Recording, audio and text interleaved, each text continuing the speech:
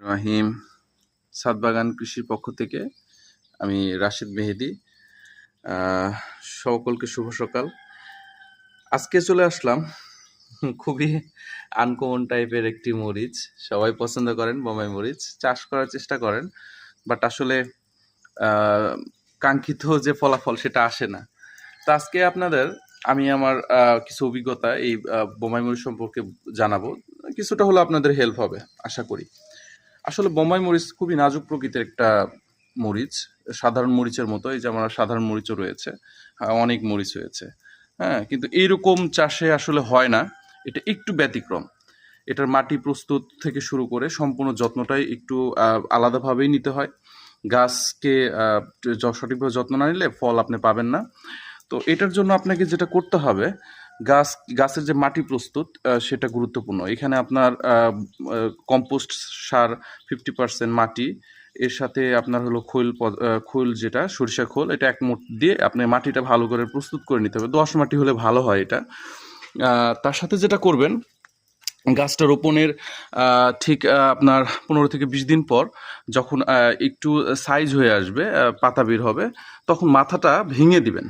হ্যাঁ, ভেঙে দিলে গাছটা একটু ঝাঁকালো হবে, ব্রাঞ্চ অনেক হবে। আসলে আমার গাছটা ফলের শেষের দিকে, এরপরে আবার কাটিং করতে হবে। ব্রাঞ্চগুলো কাটিং করে দিলে আবার নতুন পাতা আসবে। তো আসলে এইগুলো কাজ খুবই গুরুত্বপূর্ণ, আপনার টাইমলি করতে হবে। আর একটা বিষয় হলো, এই বোম্বাই মরিচের জন্য দিনে আপনার হলো 6 থেকে 8 ঘন্টার মতো সানলাইট কিন্তু আপনার থাকতেই হবে। যদি এমন জায়গায় রাখেন যেখানে ছাওয়া, তাহলে গাছ কিন্তু হবে না। হ্যাঁ, আরেকটা বিষয় হলো আপনার পানি নিয়ন্ত্রণ যে বিষয়টা। মরিচ আমরা সবাই জানি যে আসলে পানি বেশি হলে মরিচ গাছের যে গোড়া, সেখানে বিভিন্ন ধরনের ফাঙ্গাস অ্যাটাক হয়ে আসলে গাছগুলো মারা যায়। সেক্ষেত্রে আপনাকে কিন্তু পানি যে বিষয়টা সেটা নিয়ন্ত্রণ করতেই হবে।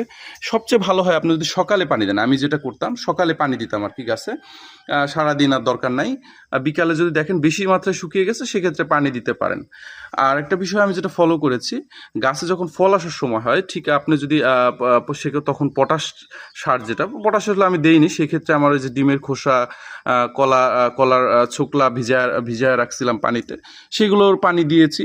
তাতে আল্লাহর রহমতে অনেকটা কাজ হয়েছে। আরেকটা বিষয় হলো লাল মাকড়ের আক্রমণ। হ্যাঁ, এই মরিচের লাল মাকড়ের আক্রমণ, এটা যদি আপনি প্রতিহত করতে পারেন, অনেকটা পাতা ভালো থাকবে, সুস্থ থাকবে। সেটা আপনি হলো নিম তেল, যেটা নিম তেল স্প্রে বাজারে বললেই হবে, নিম অয়েল স্প্রে নিয়ে এসে আপনি স্প্রে করে দিলে গাছটা অনেকটা সুস্থ হয়ে যাবে।